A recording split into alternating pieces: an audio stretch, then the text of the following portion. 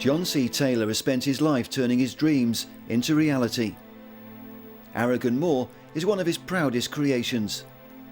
A home he built from scratch and one of the Isle of Man's most beautiful locations. Ever since his early years, he's had a passion for making things that are truly unique. And he's constantly fulfilling his ambitions with new inventions that have changed the world. From inventing the controls for the automatic kettle to designing the world's most original clock. Dr. Taylor is a creative genius, and he's never stopped inventing things. Hardly surprising then that Aragon Moor has many outstanding and unique features. A tailor-made home by one of Britain's greatest inventors.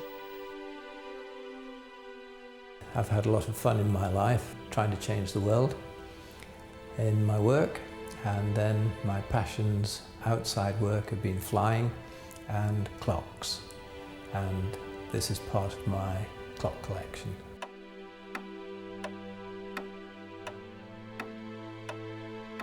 We'll see some more of my clocks later, but in the meanwhile we're going to start off going down to the hangar to see one of my other passions, flying, and then to the workshop to see the manufacturing.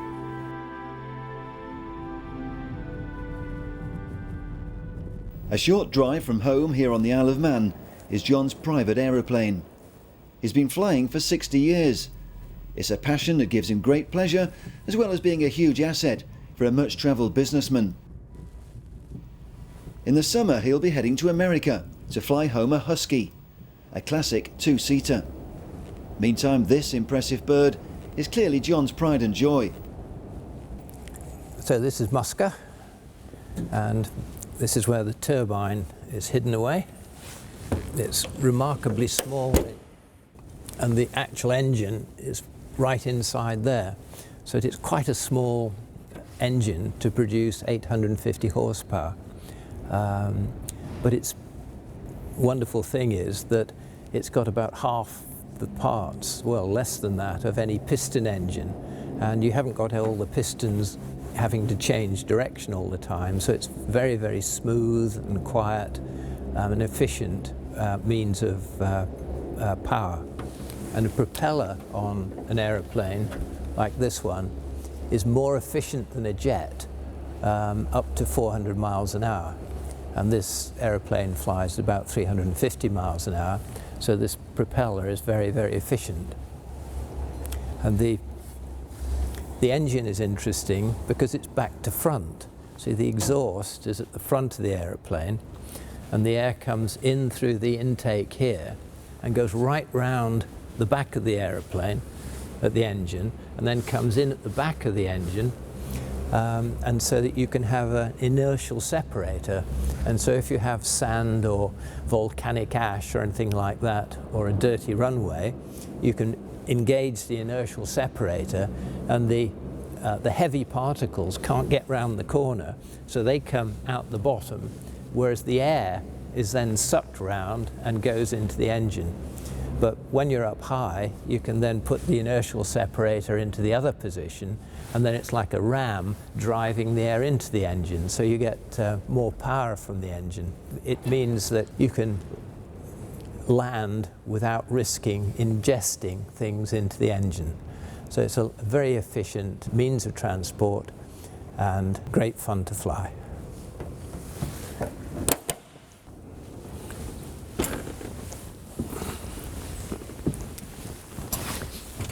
The thing about Musker is you put the aeroplane on rather than just get into it. There we go. I can put the instruments on for you.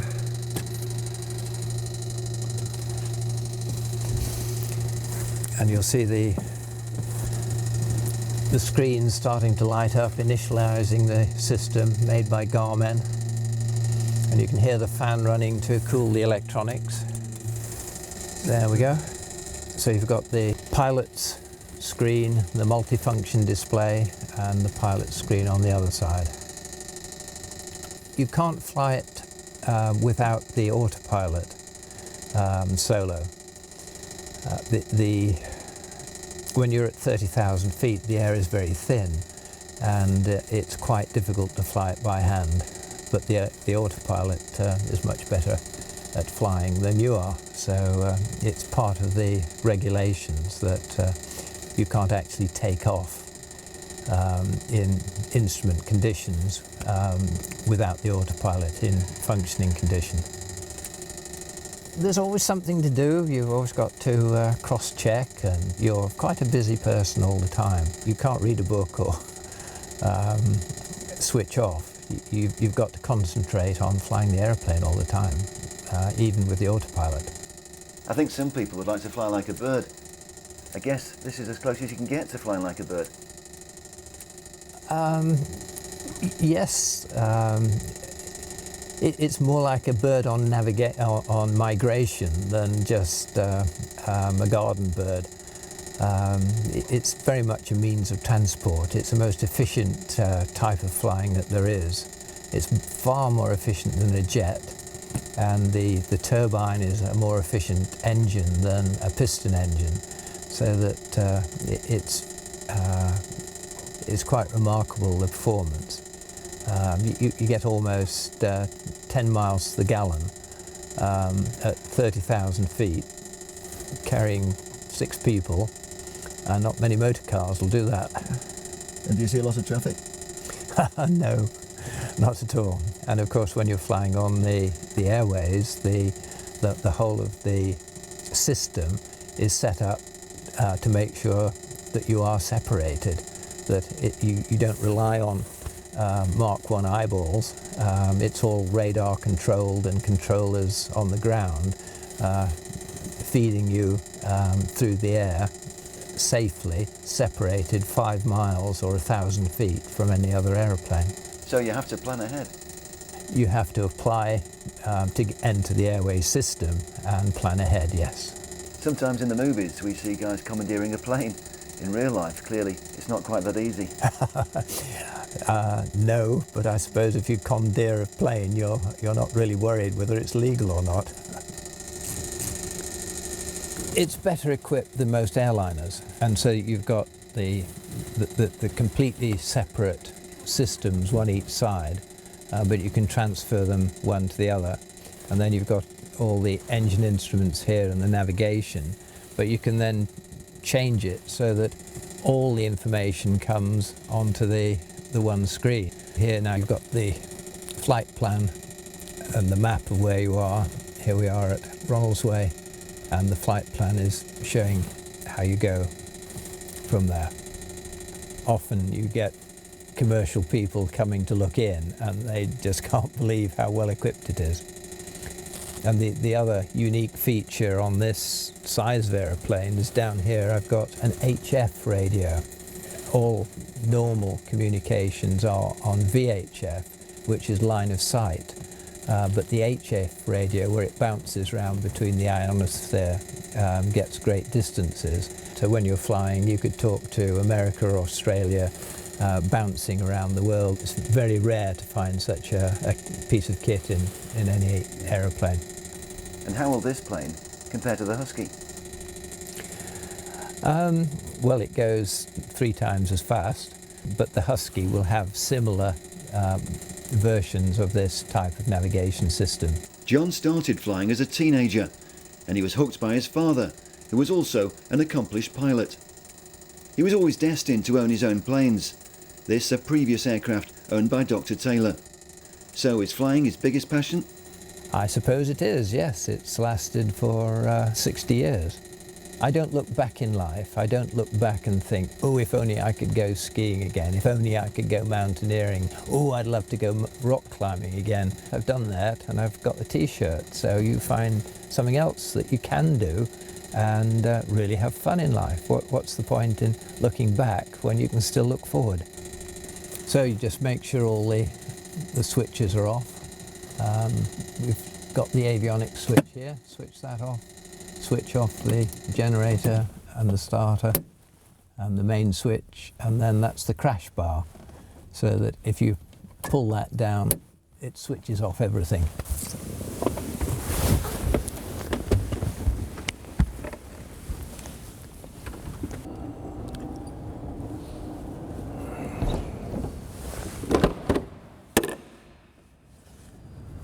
Okay. Next stop is the factory and the nearby workshop that brings to life John's many inventions. Pilot, inventor, horologist, he's multi-talented. Welcome to Balfane.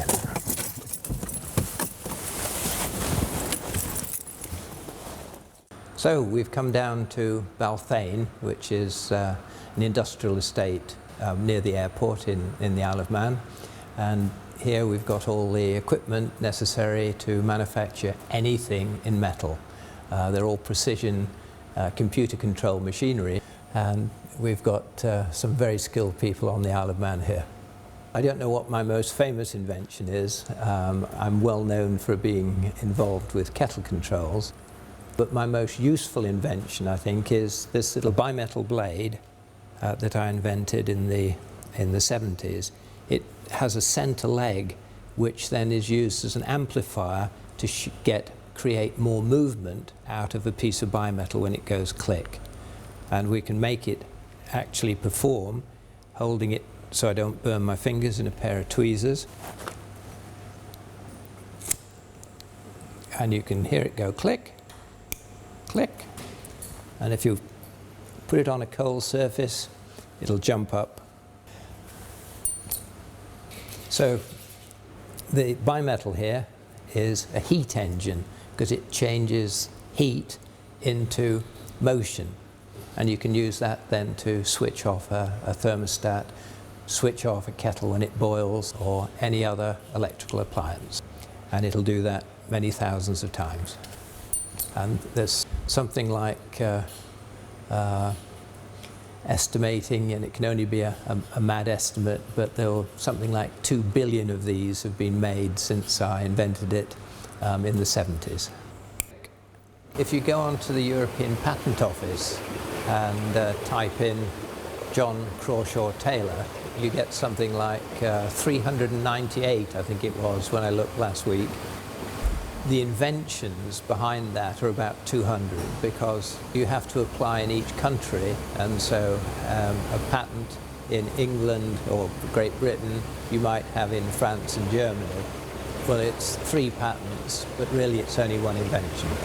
We've gone from kettle controls to a cordless kettle at the back, to a cordless kettle in the middle, to an underfloor heating system, and then the ancillary inventions of the kettle itself, how the element is fixed, how the level indicators work and are illuminated, how scale is kept in the kettle, all sorts of inventions like that.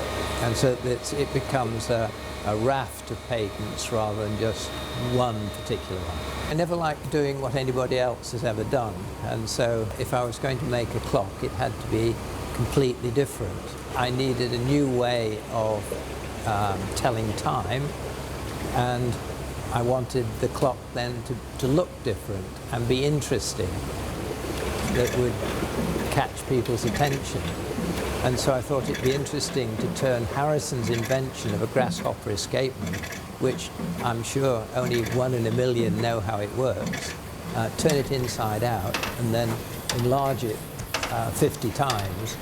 And so instead of being against a little gear the size of a 50p piece with the little grasshopper on top, now it's 1.5 meters in diameter with a meter chronophage on top, so that you could actually see how his invention worked.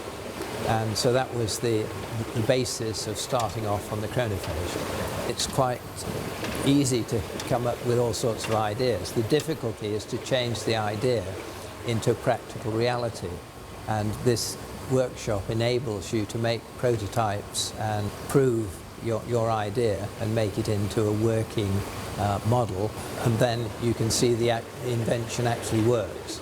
Whereas an idea is an idea is an idea, and that's it.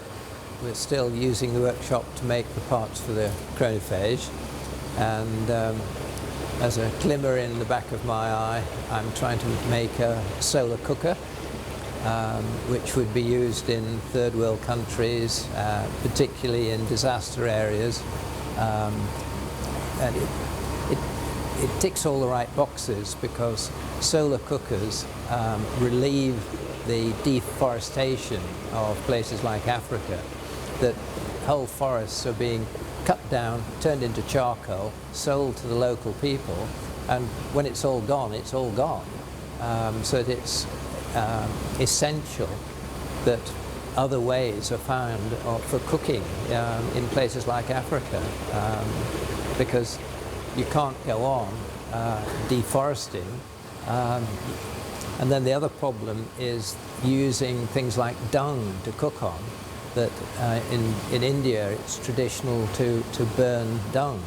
Well, the fumes and so on, there's an incredible amount of cancer induced even into children who are near the cooking fires. And it all comes back to drudgery for women, whereas a solar cooker, you've got free heat, it's all there. The motivation to create new inventions for the benefit of mankind is a never-ending passion for Dr. Taylor. His fascination with clocks is inspired by the impact of their very creation. It's impossible to imagine a world without clocks. It's impossible to imagine a home without clocks. People say the most important invention for mankind was the wheel. I think that's untrue. I think the invention which changed mankind most of all was the clock. The wheel is the servant of mankind, but clocks control mankind, and you can't imagine what life was like before you had clocks. It's everywhere now. It's on your wrist, it's on your telephone, it's on your coffee maker, it's on your television, it's everywhere. It's a completely different world. Not only has he made his own contribution to the history of clockmaking, John C. Taylor is the proud owner of arguably the world's most comprehensive collection of clocks. So this is a fascinating clock made by Azurus Fromentil, and if you look at it, it's very easy to think that it's saying the time is 20 to 8, but it's not, because if you look very carefully, the minute hand goes round 4 times in an hour. So you're actually at 1, 2, 3, 4, 5. It's 55 minutes past 7 or 5 minutes to 8. Whereas you wouldn't recognize that, but it's the experimental clock. It's a very, very early clock made in about 1658 by Azurus Fromentil. And it's the most beautiful case, isn't it? The Corinthian capitals, the swags, the finials, and the wonderful spandrel engraving, and the Tudor rose in the middle. The only drawing of a clock from this period occurs in the archives of the Royal Society, and it was made by Sir Christopher Wren himself. So it's quite probable that all these early clocks were designed by the architect, Sir Christopher Wren, or his assistant, Robert Hooke. And they're beautiful little buildings in their own right. It's a beautiful clock. So this is another very interesting clock made by John Fromentil, who was Azurus' son. And you can see it's just on the cusp of change. It's a perfect architectural clock, but it's not in the black ebony. And so it's the first change away from classical gold, silver, black to the furniture of the day. And the clock led the furniture rather than the other way around. So the very early days for walnut to be used in furniture. And yet here is a walnut clock made by John Fromentil in about 1670.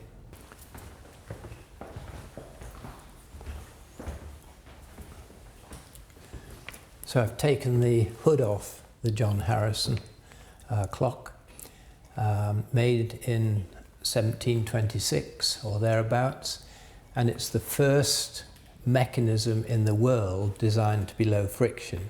But if you look at the mechanism here, it has the first grasshopper escapement. And so the whole thing was made by a carpenter in the early 18th century, and it was more accurate than any clock made in London at the time, and became the most accurate clock in the world for 150 years after it was made. What inspired me to produce the Chronophage? I suppose modern art. I complain about modern art because I think a lot of it is the king's clothes, that there's nothing to it. But it's one of my characteristics. It's no good complaining about something unless you're prepared to do something about it. And so I set myself the task to think of how to create something which was modern art and yet actually did something. And time is not on your side, it's rather scary, so I changed the cuddly image of a Walt Disney grasshopper into a rather frightening time eater. And I thought it'd be fun if in a minute he slowly opened his jaws wider and wider, and on the 59th second of every minute he went, ah! And he got that minute, and he chewed it up, and he swallowed it, and then you could never get it back.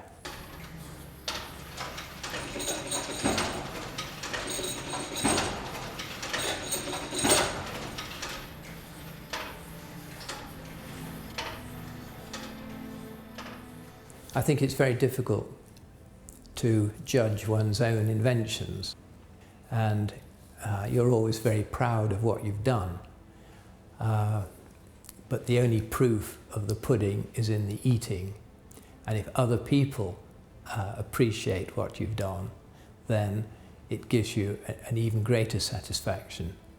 I can go to any high street anywhere in the Western world, and in a shop window selling kettles, I can say, I designed that one, I designed that one, I designed the controls, yes, and that gives you a wonderful pleasure. It's the same in the Chronophage. If there were museums or institutions or individuals who appreciated it, then it would give me great pleasure.